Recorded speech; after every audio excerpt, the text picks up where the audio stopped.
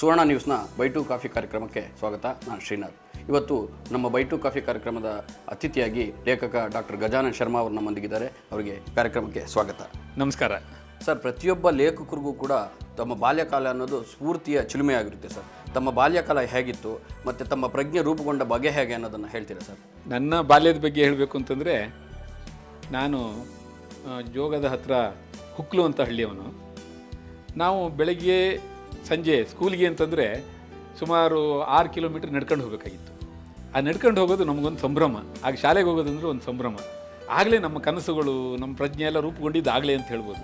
ಆ ಸಂಭ್ರಮ, ಸಂಜೆ ಬರೋದು, ಅದನ್ನೆಲ್ಲ ನೋಡಿದಾಗ, ಜೊತೆಗೆ ನಾವಲ್ಲಿ ನಾಡಿ ಸೋಜಾ ಅವ್ರನ್ನೋ ಸಾಗರಕ್ಕೆ ಹೋದ್ವಿ ಅಂದರೆ ಕೆ ವಿ ಸುಬ್ಬಣ್ಣ ಅವ್ರನ್ನೆಲ್ಲ ನೋಡಿದಾಗ ನಮಗೆಲ್ಲೋ ಒಂದು ಕಡೆ ಈ ಲೇಖಕರ ಜಗತ್ತು ಇದ್ರ ಬಗ್ಗೆ ಎಲ್ಲ ತುಂಬ ಖುಷಿ ಅನಿಸ್ತಿತ್ತು. ಸರ್, ತಾವು ವೃತ್ತಿಯಿಂದ KPTCLನಲ್ಲಿ ಹಿರಿಯ ಅಧಿಕಾರಿಗಳಾಗಿರುವಂಥದ್ದು, ಪ್ರವೃತ್ತಿಯಿಂದ ಲೇಖಕರಾಗಿರುವಂಥದ್ದು, ಇವೆರಡು ಬೇರೆ ಬೇರೆ ವಿಭಿನ್ನ ಜಗತ್ತುಗಳು ಸರ್. ಇದು ಹೇಗೆ ಸಾಧ್ಯ ಆಯಿತು ನಿಮಗೆ ಎರಡು ಜಗತ್ತುಗಳಲ್ಲಿ ಒಡನಾಡೋದು?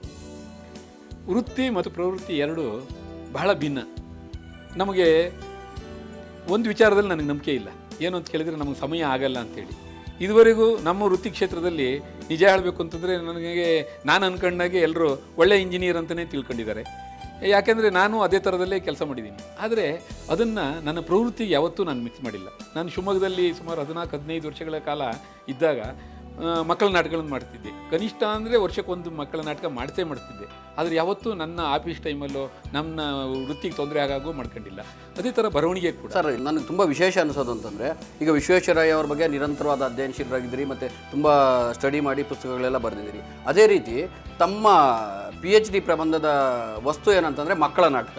ಇದು ಹೇಗೆ ಎರಡು ತುಂಬ ವಿಭಿನ್ನವಾದಂತಹ ವಿಷಯಗಳ ಬಗ್ಗೆ ಈ ತುಳಿದಾಟ ಇದೆಯಲ್ಲ, ಇದು ಹೇಗೆ ಸಾಧ್ಯ ಆಯ್ತು ತಮಗೆ? ಸ್ಪಷ್ಟವಾದ ಕಾರಣಗಳನ್ನು ಹೇಳೋದು ಕಷ್ಟ. ಆದರೆ ಇಷ್ಟಂತೂ ಹೇಳ್ಬೋದು, ಏನು ಅಂತಂದರೆ ಆಸಕ್ತಿ. ನನ್ನ ಆಸಕ್ತಿ ನನ್ನ ಮನಸ್ಸಲ್ಲಿ ಎಲ್ಲೋ ಒಂದು ಕಡೆ ನಾನು ದೊಡ್ಡ ಲೇಖಕನಾಗಬೇಕು ಅಂತಾಗಲಿ, ದೊಡ್ಡ ಮಕ್ಕಳ ನಾಟಕಕಾರ ಆಗಬೇಕು ಅಂತಾಗಲಿ ಇಲ್ಲ. ನನಗೆ ಆ ಸಂದರ್ಭದಲ್ಲಿ ಯಾವ್ದು ಅನಿಸುತ್ತೋ ಅದನ್ನು ಮಾಡ್ತಾ ಹೋಗಬೇಕು ಅಂತೇಳಿ. ಸರ್, ತಾವು ವಿಶ್ವೇಶ್ವರಯ್ಯವ್ರ ಬಗ್ಗೆ ಭಾಳ ಕೆಲಸ ಮಾಡಿದಂಥವ್ರು. ಅವರು ವೃತ್ತಿಯಲ್ಲಿ ಇಂಜಿನಿಯರ್ ಆಗಿ ಸಾರ್ವಜನಿಕ ಜೀವನದಲ್ಲಿದ್ದರೂ ಕೂಡ ವೈಯಕ್ತಿಕ ಬದುಕಿನಲ್ಲಿ ಅತ್ಯಂತ ದಕ್ಷತೆಯಿಂದ ಬದುಕಂಥವ್ರು ಮತ್ತು ಎಷ್ಟು ಪಾರದರ್ಶಕತೆಯನ್ನು ಕಾಪಾಡ್ಕೋಬೇಕು ಅಂತ ತಮ್ಮ ಕೆಲಸದ ಮೂಲಕನೇ ತೋರ್ಪಡಿಸಿದಂಥವ್ರು. ಇವತ್ತಿನ ದಿನ ತಾವು ಒಬ್ಬ ಇಂಜಿನಿಯರ್ ಕೂಡ ಆಗಿದ್ದೀರಿ. ಇಂಜಿನಿಯರ್ಗಳ ನಡುವೆ ಇದು ಅಪರೂಪ ಅನ್ನೋ ಮಾತು ತುಂಬ ವ್ಯಾಪಕವಾಗಿದೆ. ಇದ್ರ ಬಗ್ಗೆ ತಾವೇನು ಹೇಳ್ತೀವಿ ಸರ್? ಅದು ಕೇವಲ ಇಂಜಿನಿಯರ್ಗಳ ಬಗ್ಗೆ ಮಾತ್ರ ಅಲ್ಲ, ಇವತ್ತಿನ ಜೀವನದ ಪರಿಸ್ಥಿತಿನೇ ಆಗಿದೆ. ಇವತ್ತು ಯಾವುದೇ ಕ್ಷೇತ್ರದಲ್ಲಿ ಒಬ್ಬ ಆ ಥರ ಕೆಲಸ ಮಾಡೋಕ್ಕಾಗಲ್ಲ. ಅವತ್ತಿನ ಕಾಲದಲ್ಲಿ ಏನಾಗಿತ್ತು ಅಂತಂದರೆ, ಒಂದು KRS ಕಟ್ಟಬೇಕು ಅಂತಂದರೆ ಮಹಾರಾಜರು ಒಪ್ಪಲಿಲ್ಲ ಅಂತಂದರೂ ವಿಶ್ವೇಶ್ವರಯ್ಯ ಅವ್ರ ಜೊತೆಗೆ ಹೋಗಿ ವಾದ ಮಾಡಿ ಅದನ್ನು ಒಪ್ಪಿಸಿ ಅದು ನಂದು ಅಂತ ಹೇಳಿ ತಗೊಳ್ಳೋ ಹಾಗಿತ್ತು. ಇವತ್ತು ಆ ಥರ ನಂದು ಅನ್ನೋಂಥದ್ದು ಅಥವಾ ಇದು ನಾನು ಮಾಡಲೇಬೇಕಾದ್ದು ಅನ್ನೋಂಥ ಮನಸ್ಥಿತಿನೂ ನಮ್ಮಲ್ಲಿಲ್ಲ. ಯಾವುದೇ ವೃತ್ತಿ ಓನರ್ಶಿಪ್, ಓನಿಂಗ್ ರೆಸ್ಪಾನ್ಸಿಬಿಲಿಟಿ ಏನಿದೆಯೋ ಅದು ನಮ್ಮ ಹತ್ರ ಇಲ್ಲ.